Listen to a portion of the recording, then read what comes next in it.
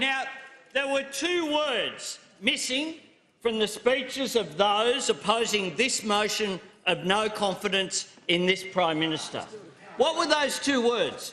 Prime Minister. Not one of the speakers has defended Malcolm Turnbull's Prime Ministership.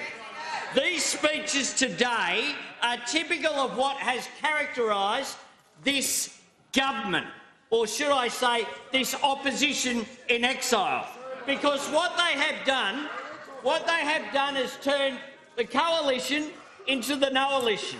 They seek to define themselves by what they're against, not by what they're for. And that is why they have nothing less than a crisis of identity, a crisis of belief between the views of the current Prime Minister and the views of the past and future Prime Ministers. And that is why they have such a problem, because you can't define themselves by just what you're against.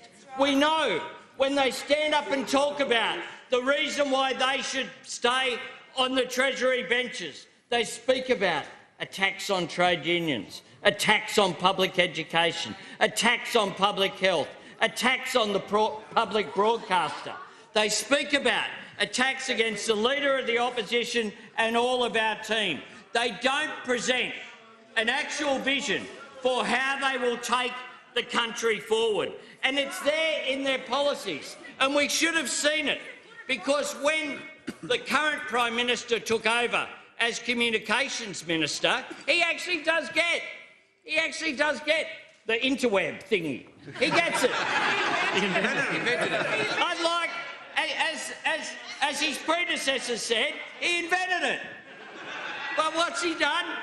21 million metres of copper wire in the 21st century. That is what he has done so last century.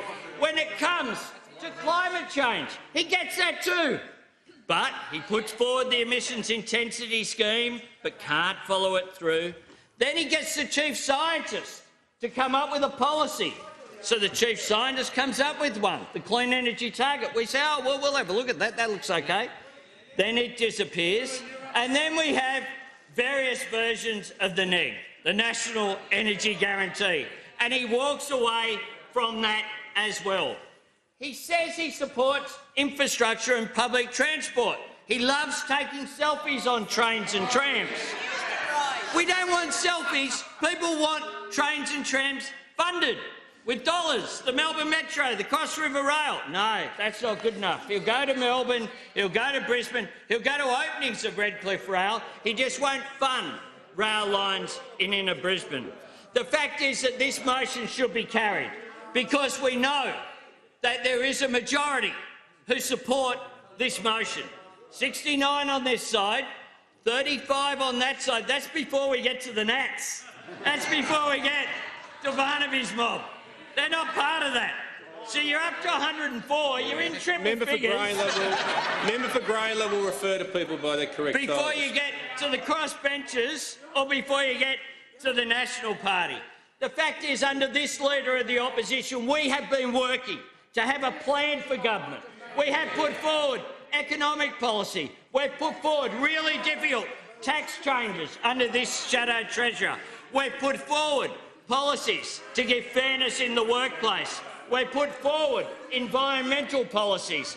We understand that Australians want nothing more and nothing less than for their kids to have more opportunity in life than they had, and they want an environment to be inherited that's better than the ones that we enjoy.